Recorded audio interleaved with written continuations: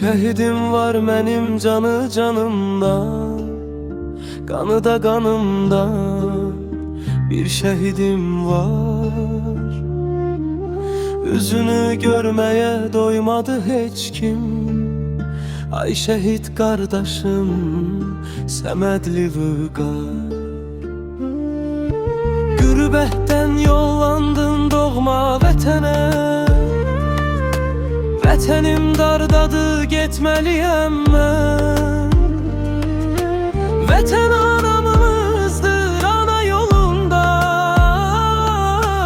canımı da qurban etməliyəm mən. Söyleyip bunları könüllü oldun, dedin ki gedirem elvida ana. Ben şehit olsam da ağlamayın siz. Canım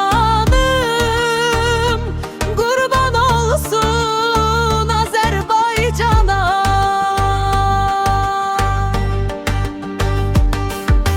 Canını vətənə feda eyledin.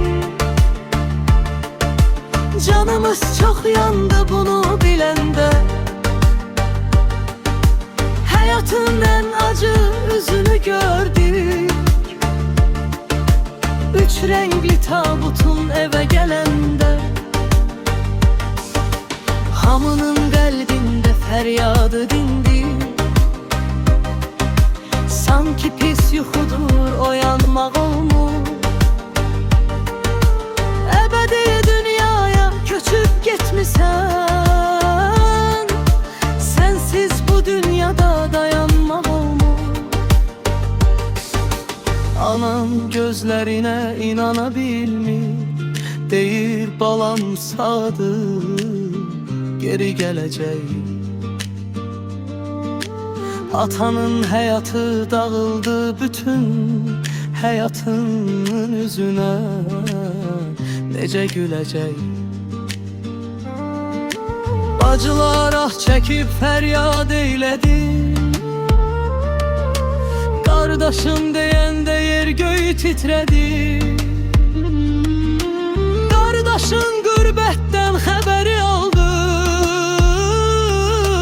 Dəfninə yetişip gələ bilmədi. Kimsəni üzməyə qıymazdın axı.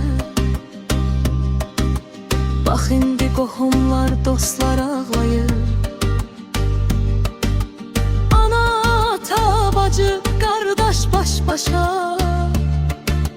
Resminə baxaraq ürək dağlayır.